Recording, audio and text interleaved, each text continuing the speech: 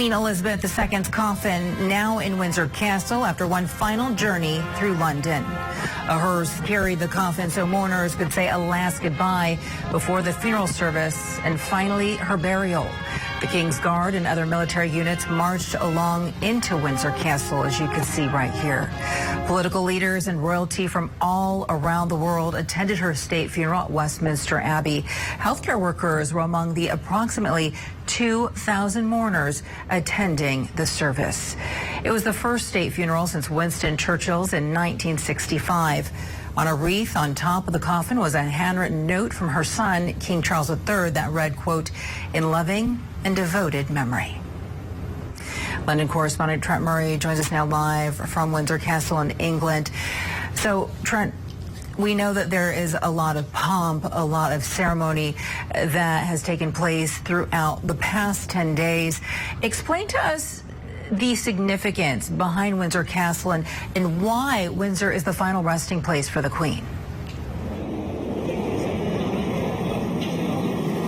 Yeah, that's right, Veronica. It has been a very emotional 10 days, I think, for the United Kingdom as part of this the Queen's journey to say goodbye. Of course, it all started in Balmoral. She then made her way to Edinburgh, then to London, and now here to Windsor, where this journey has come to an end. Windsor, a very special place to the Queen on a personal level. It was often said that Buckingham Palace was her office, but Windsor Castle, that one there behind me, well, that was her home. She loved spending time here, a little bit outside the hustle and bustle of the capital is where her horses were, her cattle. She loved being out on the land and with her family here, many happy memories. And so it's little surprise that she chose to be buried here. Also, for historical reasons, she's joining many of her ancestors inside St George's Chapel there. She joins Henry VIII right through to George V, her grandfather, who are also located in the royal vault of that church. And so today, I think what we saw was a very fitting end to this 10 days of pomp and ceremony, this opportunity for the UK and the Commonwealth to say goodbye to their late monarch. She is now, of course, reunited with much of her family inside of that chapel.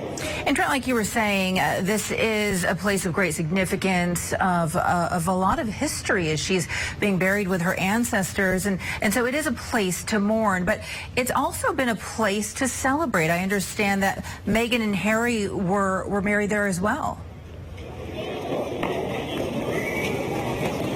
You're absolutely right. I mean, and that church that she is in now was very much seen almost as her local parish church. It's where she would very regularly go to church services on a Sunday. It was a place of baptisms within the royal family, of weddings, and of course, yes, of funerals of former members that have now passed. And so I think today what you saw in that committal service was, of course, a very emotional and emotive moment for both her family and the UK, seeing her coffin for that final time as it is lowered down into the royal vault. Some very symbolic moments as well when the imperial crown was taken off her coffin and placed back at the altar, symbolically showing that she is no longer the reigning monarch, and in the words of the Archbishop there, she's now but a Christian soul being delivered to God. Of course, so much symbolism in all of this, but an important moment given her 7 decades on the throne, an important moment for her people to have that chance to say